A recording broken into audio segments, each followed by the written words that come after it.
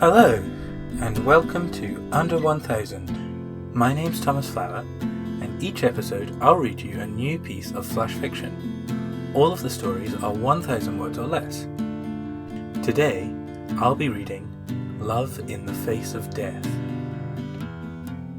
Please be aware that this episode deals with themes of death, so if that's likely to upset you or anyone that you're listening with, then you might want to skip this one.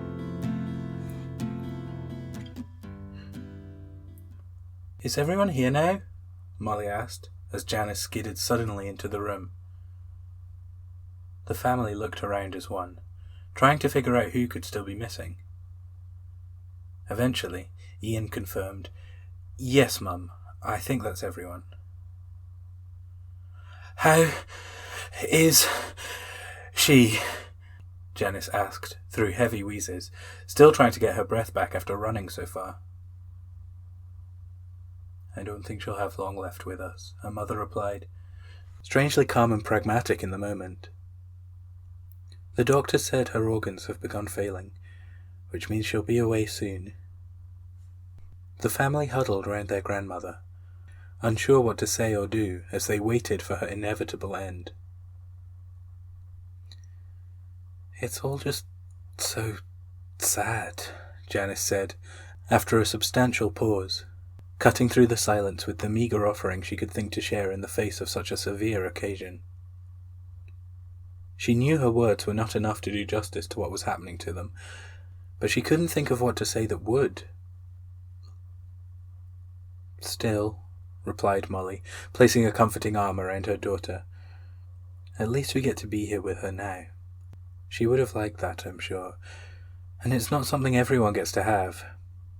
I know it's hard, but we should be grateful for that at least." The youngest child, Timmy, was looking around confused. All this discussion about Grandma didn't make any sense to him. The talk of passing on and going to a better place he had heard throughout the day made him think that she would be taking some kind of holiday. Yet instead, here she was, lying in a bed in a hospital, wires lacing in and around her body. Plucking up a scared bravery, he finally asked, "What's going to happen to Gran? She's not going somewhere, is she?" "No, honey, she's not," his mum replied, sighing deeply and thinking how best to explain what was going on. "Gran is not feeling very well. She's quite ill, and the doctors have decided she's so ill that she won't get better." "Oh," said Timmy, confused and frustrated tears beginning to gather in the corners of his eyes. "Yes, honey. It's sad. For all of us, I know. But Gran's not going to wake up. She's not going to be in our lives anymore. So we're going to have to be extra kind and caring to each other to make up for that." Timmy nodded, resignedly understanding, although he wanted to refuse to accept this new reality. Suddenly, and with some violence, his tears broke and came flooding silently down his whimpering lip, mingling on the way with large beads of snot so that he soon became a big, messy ball. I know," his mother intoned, picking him up and holding him gently, while Janice and Ian gathered to comfort the boy. Various aunts, uncles and cousins looked on a little awkwardly, unsure to what extent they should be involved in these proceedings.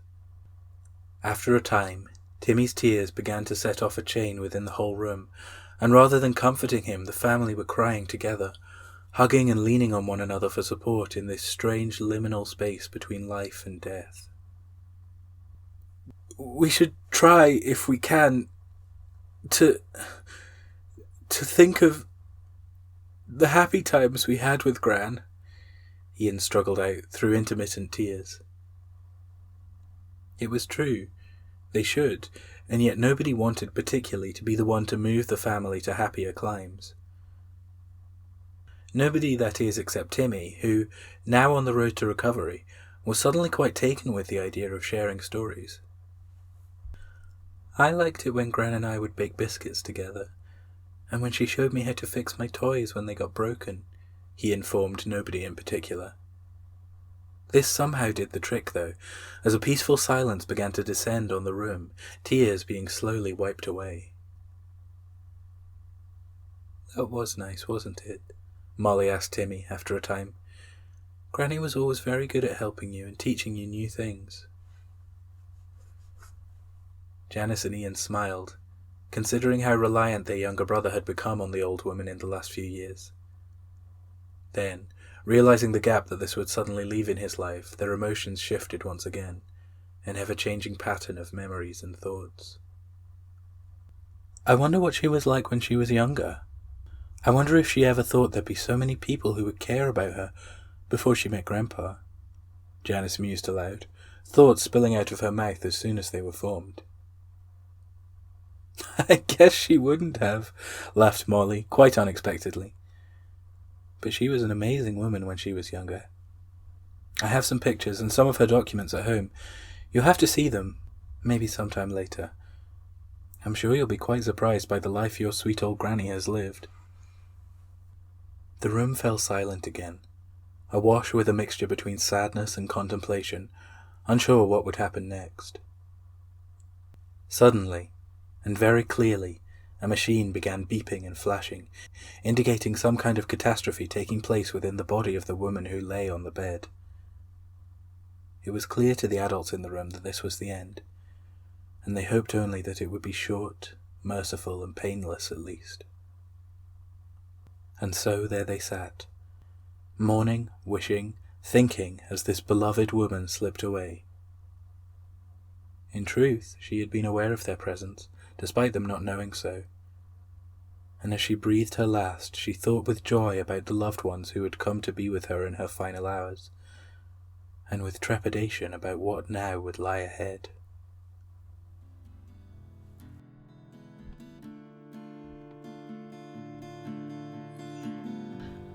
Thank you for listening to Under 1000. I'm your host, Thomas Flower. To follow the show online, look for Under 1000 Pod on Twitter or Facebook. If you'd like to support the show on Patreon, go to patreon.com/under1000pod, where you can sign up to read each month's stories in advance, as well as to have a thank you be read during these credits. The theme music is an instrumental version of In Between Days by Nick Tate and the Sharks. To hear the full song and more from the same EP, go to Nick Tate, NICTATE, and thesharks.bandcamp.com, or search for them on your favourite streaming platform. I hope you enjoyed this episode, and that you'll join me again next time for some more super short fiction.